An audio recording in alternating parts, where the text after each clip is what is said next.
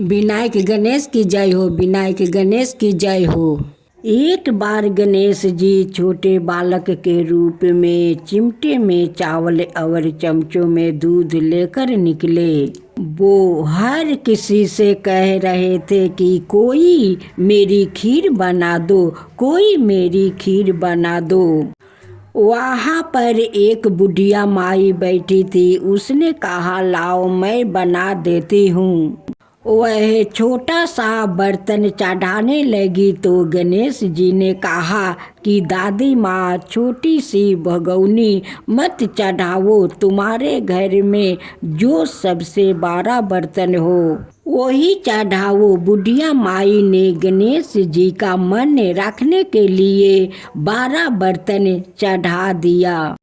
वह देखते रह गई कि वह जो थोड़े से चावल उस बड़े बर्तन में डाले थे वह तो पूरा भर गया है। गणेश जी ने कहा, दादी माँ, मैं नहा धोआ कर आता हूँ। जब खीर तैयार हो गई तो बुढ़िया माई के पोता पोती खीर खाने के लिए रोने लगी।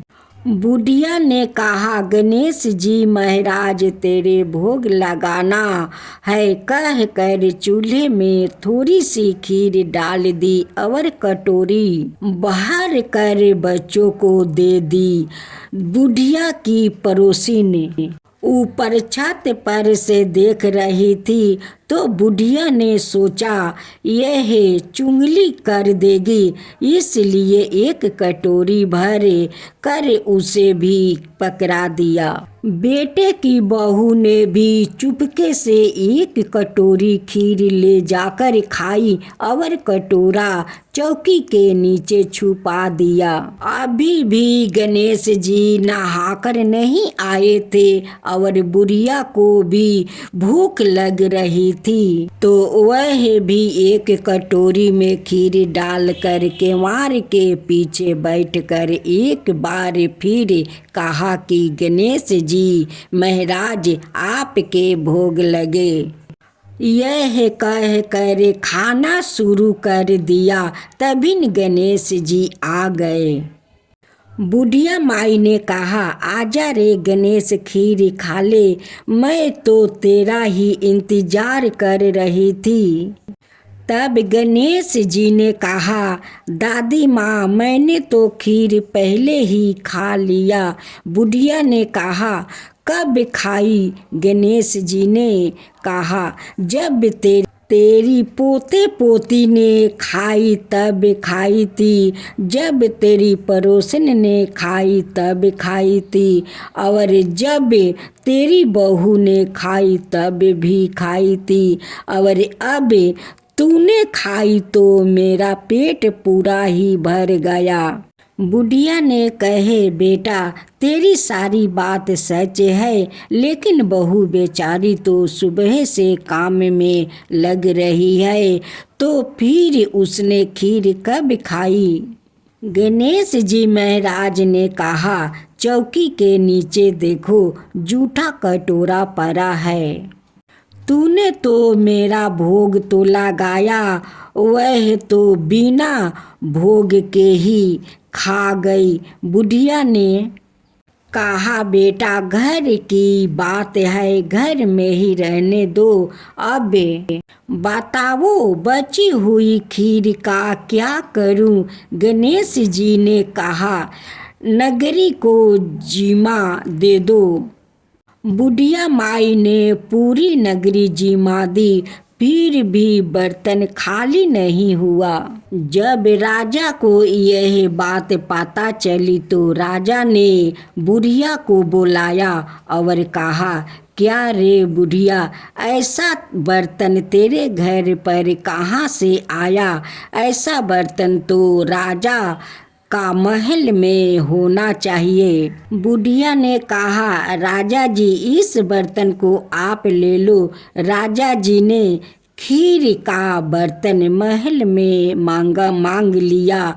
लाते ही खीर में कीड़े मकोड़े बिच्छू कंकर हो गया और दुर्गंध आने लगी। यह देख कर राजा ने बुढ़िया से कहा, बुढ़िया बर्तन आपस ले जा, जा तुझे मैंने दिया। बुढ़िया ने कहा, राजा जी आप देते तो पहले ही कभी दे देते, यह बर्तन तो मुझे मेरे गणेश जी ने दिया है।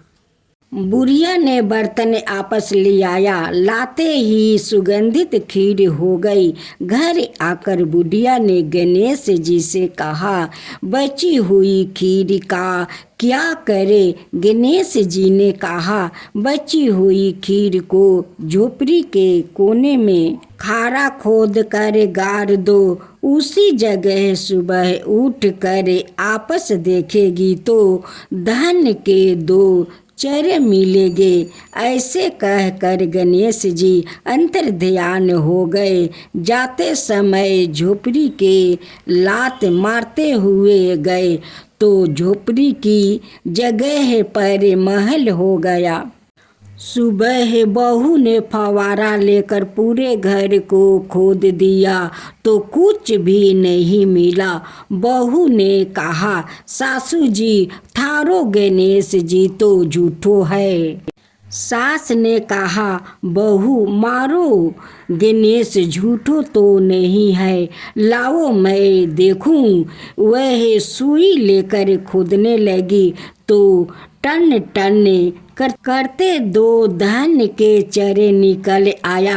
बहू ने कहा, सासू जी गणेश जी तो सच्चो ही है। सास ने कहा, गणेश जी तो भावनाओं का भूखा है।